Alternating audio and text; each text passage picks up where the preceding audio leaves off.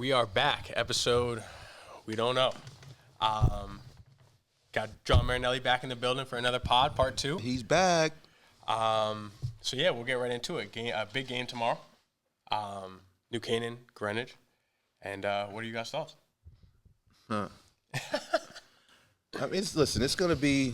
I think we talked a little bit about this before we actually came on. It's more of the media and the press like hyping this game up. I think when when John was actually coaching, it was the Marinelli Bowl, and I know you hated that. Yeah. I know you hated that, and I know your dad hated that. But it was, you hated it because it's not about you. That's why. The focus needs to be on the kids. players. Right. They're the ones who play the game. Right. Coaches lose games. Players win games. Right. So. Absolutely. Right, and I think that right now there's a lot of hype around it. Now it's 1 versus 2, right? And so say game time. I mean, Max Prep say 1 versus 3, right. Whatever, but whatever it is. So listen, they're hyping it up. It's going to be fun. The atmosphere is always fun. Like I still love as much as John hated it. I used to love playing New CANAAN. Just because it was fun. The atmosphere was just, there was nothing like it. Like that stadium should be packed tomorrow. Not like what you're used to, but what we're used to around here. Would you and your dad after the game like talk trash to each other? No. Really? First of all, he the first year we lost, but it was probably like the way we game planned it was to try to keep it close, and it actually was close. But they had a way better team, so I felt like we not. I don't believe in moral victories, but it could have been a lot worse. Right, you were happy with that. The second year, we went in at half, I think, down 8, and then got blown out in the second half. Damn yellow pants. Yeah, I just love those pants. Those pants are great. They're camo, right? Yeah, they're like little feathered, I hate whatever. those pants. I hate those pants. It's really, you don't have to wear them. That's all about the kids, okay? You're right. You're right. Then the third year, the last 3 games we played against them. So year 3 and then twice in year 4, we got up early. 21-point lead in the first quarter in all 3 of those games. And that was how we maintained it.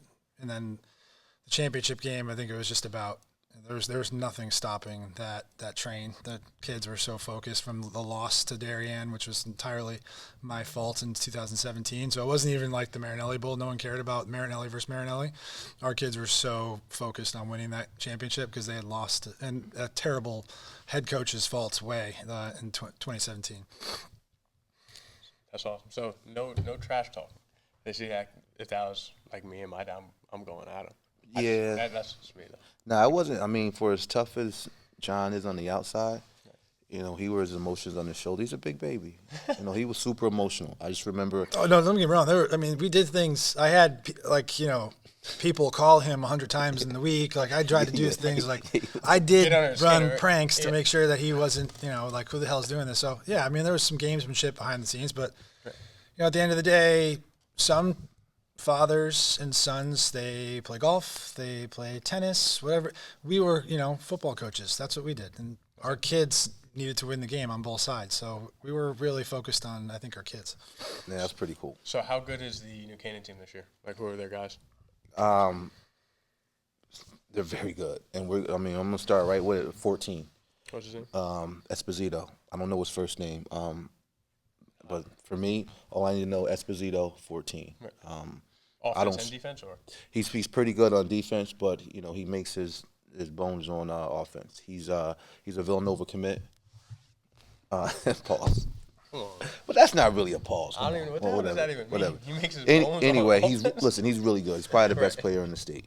And listen, and they have they're good on offense. On defense as well. They probably have the best defense in the state. So, so they're good. They're very good. They're definitely the best team that we're faced all year so far. Yep. And they run a lot of different formations on offense. And it's not just 14. 22 is good. 7 is good. 4 is good. They have a good quarterback. Quarterback's good. He's number 8. He's a baseball player. So he's going to play D1 baseball. He already committed. He's a catcher. So, they have athletes all over the place. Very nice. And then I guess we'll hop right into our next section here. We nice special announcement. Collabing here with John, we're going to be offering a Project QB on one night a week. It's going to be an hour and a half.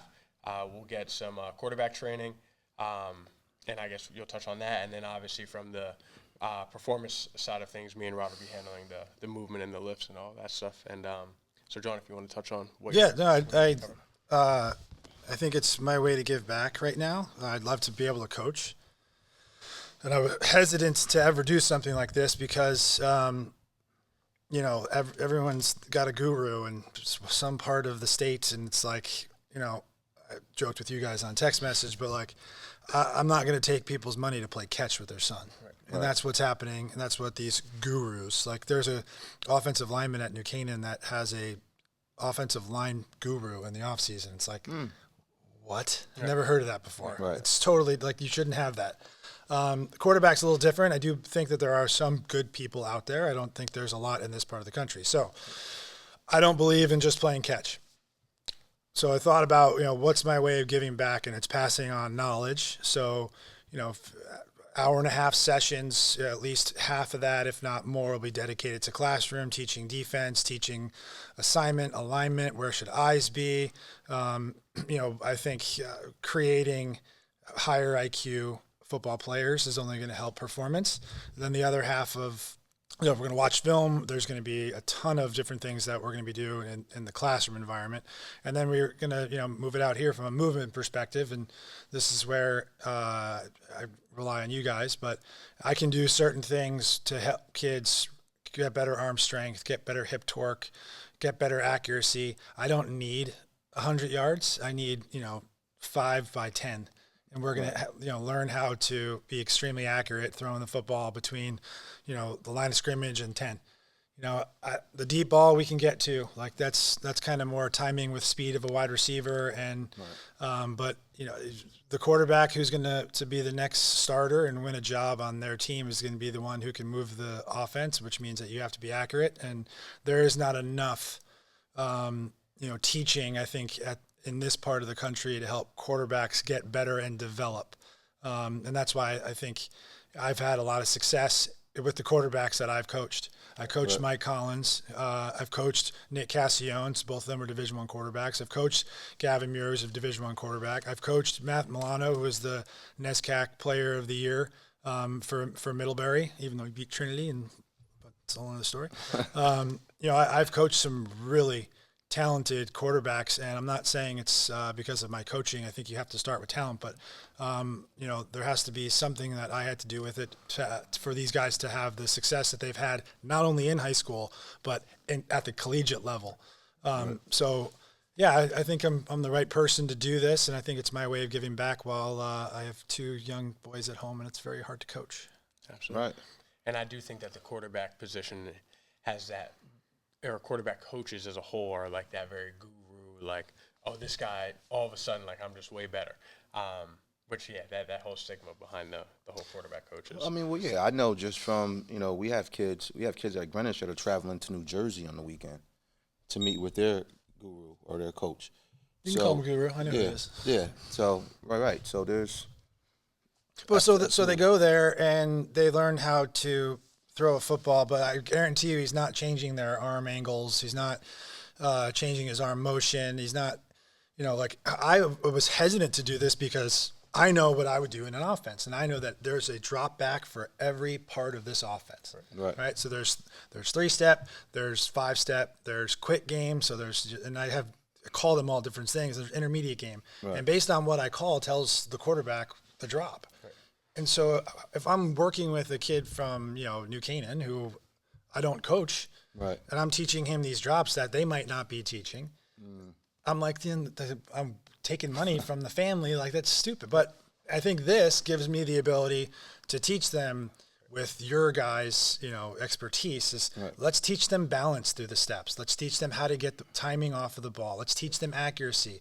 Let's teach them the whiteboard and the classroom stuff, and then maybe they can take that back to a freshman that they're working with in their team or a sophomore. Right. And next thing you know, we're building up, and the development web continues to go, and you'll see better quarterbacks in this part of the country for time to come. Right. And those drops, like you're mentioning, 3-step, 5-step, whatever it may be, that stuff will translate. Like even if their coach isn't explicitly teaching them, if they come here and learn from you, then they should be able to apply that in their game, and then they should be good to go. Yeah, and I also know mostly every coach. So if a coach really had having a conversation with them to be like, if they have questions on it, like I'm going to help them because they're coaching the kid that hopefully comes here and on tomorrow New Canaan plays Greenwich. It's the one day a year those staffs don't like each other. Right. For the other 364, they're sharing ideas back and forth. Right. It's just the way this profession works. Absolutely. Right. So no, that's all good stuff. So yeah, look out for Project QB. That'll be coming soon for sure. Yeah, that's going to be great. Absolutely. And then I guess we'll transition into real quick NFL teams. So who's your NFL team, Joe? Jump Giants. Giants. Okay. So I recruited Jackson Dart when I was at University of Arizona. He was a COVID senior in California, and his family moved to Utah to play, and he was under-recruited. And I was recruiting him, and Coach Selman gets fired, and one of our guys went to USC, and he called me on him. He was like, "What do you think of this kid?" I was like, "If you can take two quarterbacks, I think he's one of the most underdeveloped, high-talented kids." And so, now he's at the Giants. Pretty cool. Wow, that's pretty cool. And he's balling. Like, there's one kid who comes here, Dash, who loves him. And I was hating on him because I just don't like the Giants. I'm not a big Giants guy. But no, he's been balling. I mean, shoot, I'm an Eagles guy, so they beat us up a little. Here we go. He's not an Eagles guy. He's a Saquon guy. Let's get it right. If Saquon was with the Giants, he'd be with the Giants. No, that's not true. Listen, he was with the Giants. Yeah, and you was No, it's still F the Giants though. I'm just not a Giants guy. Yeah, he's a Saquon guy. He's not an Eagles guy. So we're not even doing that. Now let's talk about the Cowboys right now because that's what I'm Cowboys. You know what I mean? And listen, I said 8-9 on our podcast. I said 8-9. 8-9's looking all right. We should be 4-2, but you know what it is. We are what we are. We're 3-3-1. I don't know what happened against Carolina. They got to change that rule. But I tell you what, we beat Denver this week. You definitely beat Denver. Okay, now I wouldn't say definitely. Stop that. We beat Denver this week. Then it gets tough. We got the Eagles. I think we got the 49ers, and we have Detroit. I don't know what order, but these next 4 games are going to tell us a lot about the Cowboys. Right. That offense right now, lethal. That offense, but that defense right now. Whew. Swiss cheese. I mean, they can't stop a cold, but they are playing more man, and Dallas is a man coverage team. That zone, they were just like they shoved around. I don't think mentally, and I hate to say this about NFL players. You might speak on this. I don't think mentally they were just able to comprehend how to play zone. I mean, because there were too many holes in that zone. And you could probably tell me what you see on your end because that's what you see. But like, I'll just be sitting there. I'm like, there's no reason why those guys are that wide open. Yeah, you're seeing a lot more man coverage, and you get drafted to play man coverage. Let's be honest. Okay, you're and in college you're going to see a lot more man because of the RPO game. Against teams with a running quarterback, you might see a hybrid zone man. Yeah. But or you see a lot of fire zone. So NFL is a different animal. I think you see a lot more of especially on corners like. If you can play man-to-man on the outsides and you don't need help, you can utilize the safeties to play kind of an interior hybrid, which is great. But it should be easier to teach zone than man. You either can play man, use technique, and you're fast and you're physical, and you can the right touch points on the body to disrupt a wide receiver, and that's very helpful. But you should be able to teach zone more than man as a coach. But I just don't think Dallas is a zone team. And when Eberflus got hired, is that his name? Am I saying that right? I'm probably jamming it up. Whatever his name is. the old Bears coach that got fired. Right. He's now the DC in Dallas. He came in with that zone scheme where he likes to run that zone, and Dallas was drafting for man coverage because that's what Dan Quinn liked to run. So now when you're coming in, those guys looked lost playing zone, and they still do. Very much cohesive. Like everyone has to be on the same. Yeah, and they're not because especially not the back end. And when you trade away Michael Parsons, where I'm sure Eberflus was counting on to get pressure, and now they have all day, that zone's going to break down at some point, right? I used to always tell my guys, at some point, even your zone turns into man coverage, right? So these dudes are just running wide open. So, that being said, like, listen, We're 3-3-1. I'm pretty happy right now. Right. You know what I mean? I'm happy because we can score. Dak's looking good finally. They're exciting to watch. Devontae Williams, Pickens, Ferguson. I mean, let's go, people. Yo, tune in for that game. What time? 4 o'clock on Sunday. I'm plugging them like we getting paid. And I'll also say that Rod's fantasy team is trash. Yeah, they are. They are. I'm 2-5. I'm 2-5. This bum beat me on some old. I think he set that up. They set that up by 1 point because my running back decided to not let him play like right before kickoff. He was playing all up into kickoff. Right before kickoff, he's not playing, and I lose to him by 1 point. But it's all good. You know, there's 5 more games left. Yeah, the Cowboys. It's all good stuff. That's crazy. You guys got me tight. I know we were talking about like developing kids from a quarterback standpoint, wide receiver, whatever it may be.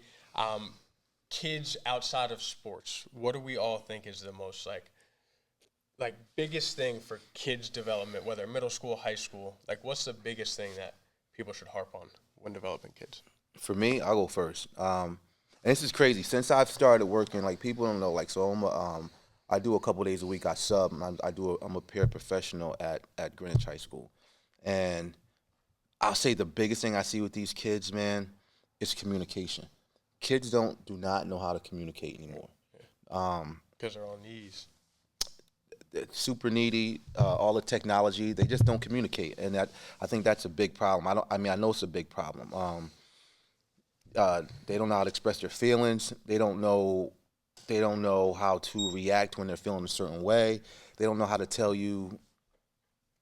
They just don't know how to express themselves, and I think that's a big problem. And you see a lot of kids, they're getting themselves in a lot of trouble, and they're putting a lot more pressure on themselves because they just can't communicate. So I would just say, beyond what we do as far as like athletes and coaches and stuff, communication, man, is what I see.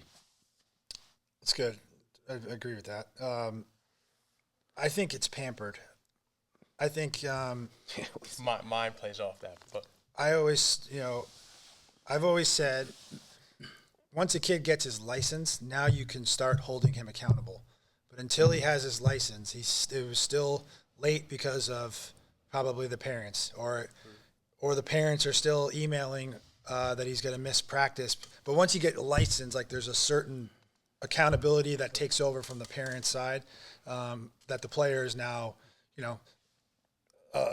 player, could be male or female, has now become, adults.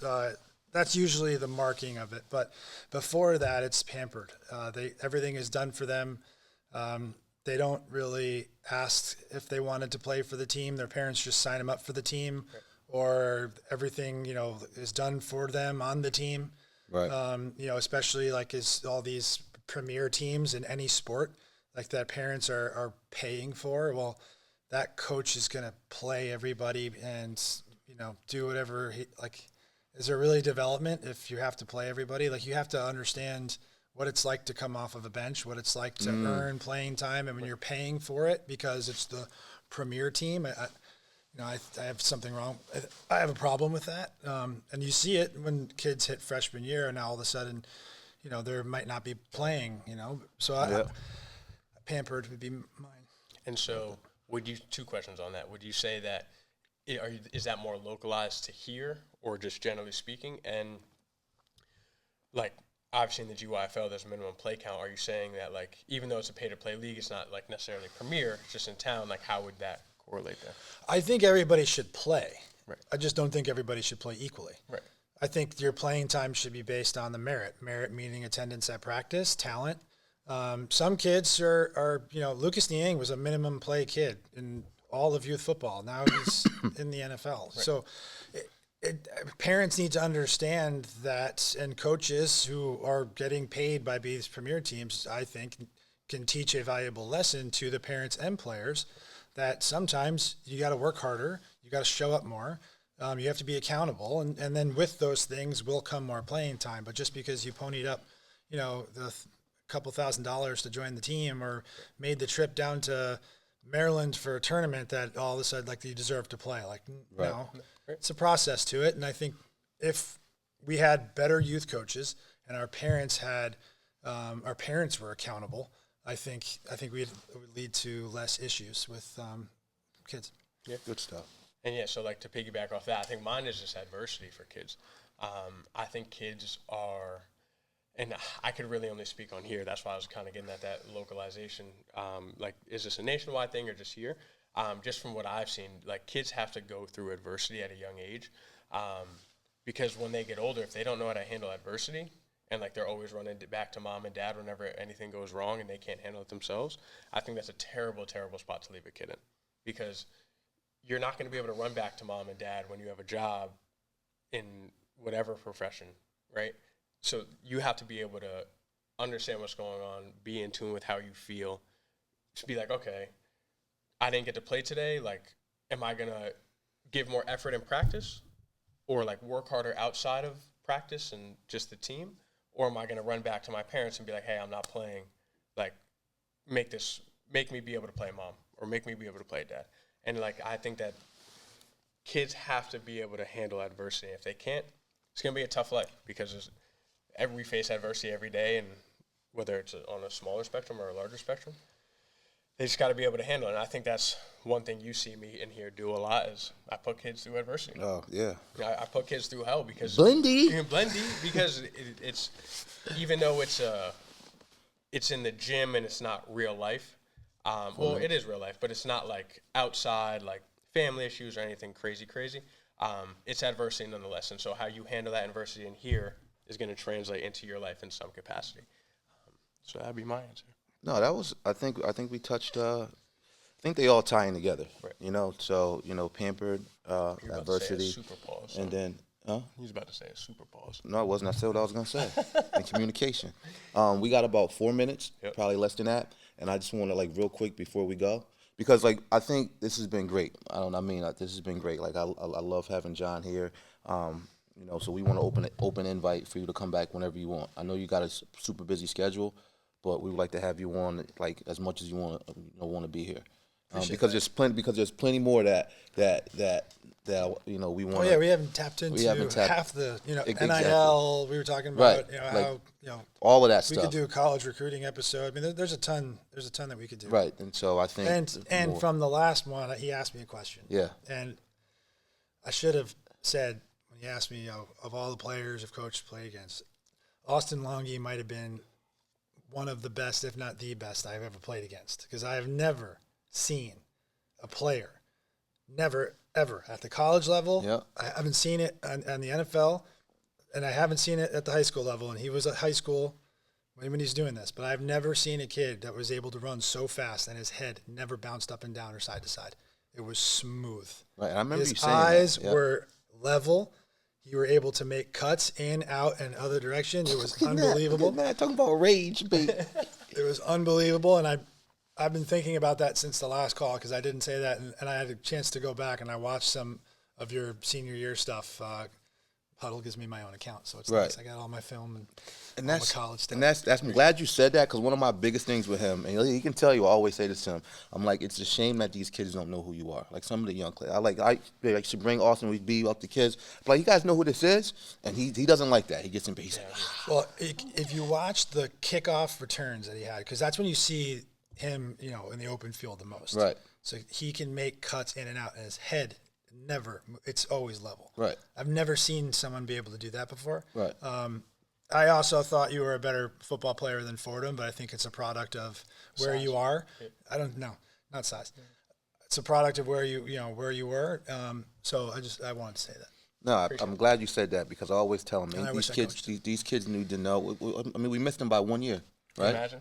We missed them by 1 year. I can like reclass. I'm blessed. No, 2 years. No, one. No. Were you on the 14 team? I graduated in 15. Yeah. You graduated in 15. Yeah, because House played with him, so we missed him by 1 year. 1 year. Yeah, 1 year. Well, that's what it mattered. We didn't have a quarterback throwing. We didn't have a quarterback, but shit. They didn't have a quarterback. Just you spreading it out a little more instead of just running them 30 times My a whole game. team was suspended my senior year. But real quick, McKinney or Greenwich tomorrow night. I know you know. Come on, I don't care about what you got. I'm gonna answer it too. Like the team that doesn't turn the ball over or makes penalized mistakes, controlled mistakes. If they don't have controlled mistakes and they don't turn the ball over, wins the game. In terms of who wins the game, It's at New Canaan. Yeah. If Greenwich travels, Yeah. If they travel, I give Greenwich, an upper hand to turn over the field position because it is a different place to play. There's no track. Right. The fans are on you. It's a little bit louder than Cardinal Stadium, and so I think Greenwich can turn it into a home field advantage for them if they travel, because when Greenwich travels, Right. every away stadium is home advantage because Right. it's a huge following. What do you say? Greenwich wins. Greenwich win? I haven't watched much of either. Come on, quick. We're going to run out of time. Give an answer. Come on. I'm going to go New Canaan. New Canaan. There you have it. I mean, it is Big Lou. Yeah, it is Big that's Lou, what but I'm what am I supposed to say? We're going to lose? Like, what that look like? All right. Wrap it up. All right, that's episode. You'll see it in the description, and we're out. That's great.